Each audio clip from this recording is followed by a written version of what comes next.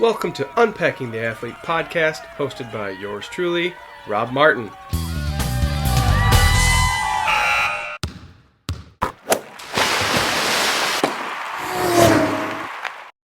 Let me start by saying that before I got into mountain biking, I had a mountain bike for many years as an adult.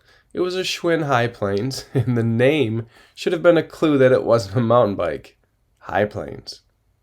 I purchased that bike from Toys R Us, and it took me on rides around the neighborhood like no other, with kids in tow, on the affixed rear seat, or all by myself. It met its end one day while riding mountain bikes around the campground with my brother. We were climbing up different little dirt hills that had trails, and then we'd turn around and bomb down them. On one particular hill, I started to bomb it and went through some soft sand. The front tire turned sideways while my handlebars stayed straight. We all know the result of this. I went over the bars. It was a good thing I was not clipped in, so I was able to eject over the bars and land on my feet. The bike crashed, thrashed, and tumbled, and was no longer functional as the derailleur was now broke.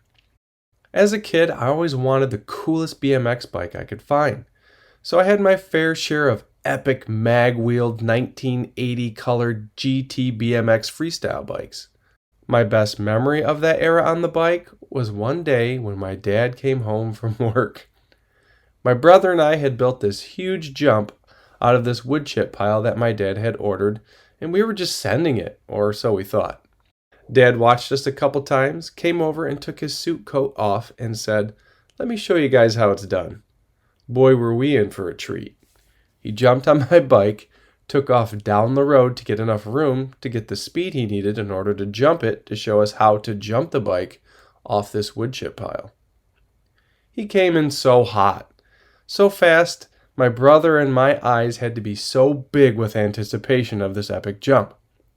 As soon as he hit the jump, we knew he was going to sail, and he did sail, and kept sailing as the bike separated from him in the air as it started to rotate backwards. My poor bike was now flying by itself, and Dad was too. They seemed to hit the ground at the same time, as my bike tumbled and twisted but didn't break. Dad landed on his back, knocking the wind out of him as he hit the ground, and his hair kind of waved to us in this strange way that made us laugh, but we knew we shouldn't be laughing, and instead we should make sure that he was okay. He ended up being okay, because Dad was a superhero. This story brings me to my first ever bike with no training wheels. It was one of those Schwinns with the banana seat. It was green, and I remember it like yesterday. Dad holding on to the seat time and time again to help me with the balance. And then finally it happened. I was off on my own, and it felt amazing. I was free. I then heard Dad yelling in a panic, "Turn! Turn! Don't forget to turn!" as I approached the end of the cul-de-sac. Instead, my eyes affixed on one mailbox. I froze, I didn't use the brakes, and I didn't turn my bike. I coasted full speed into that mailbox. This must have been a great learning lesson later for mountain biking, as you're told not to look at the corner, or the trees, or the things on the side of the trail, or you will become one with those things. Instead, you need to look to where you want to go, and your body will follow. My first real mountain bike was bought in 2014, just before Iceman. It was a giant hardtail XTC carbon-framed masterpiece.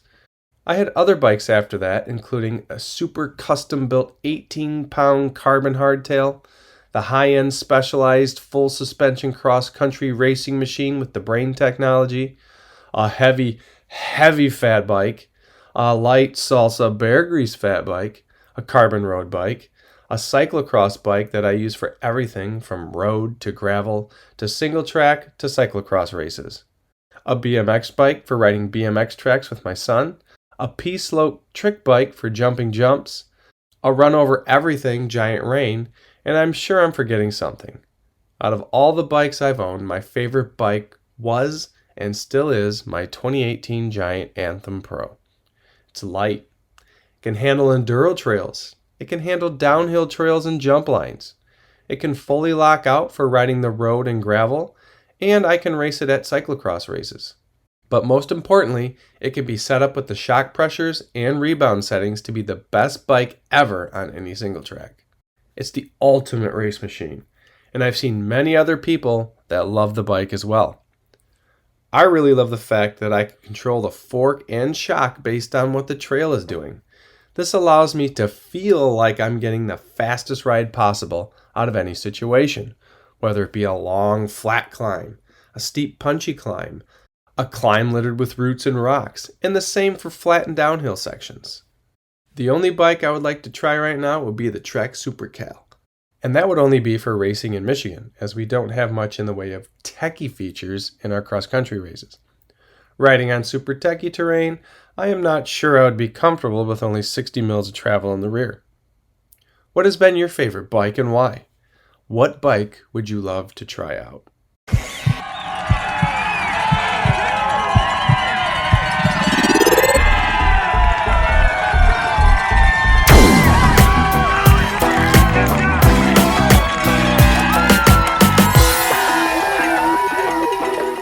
You have just listened to Unpacking the Athlete.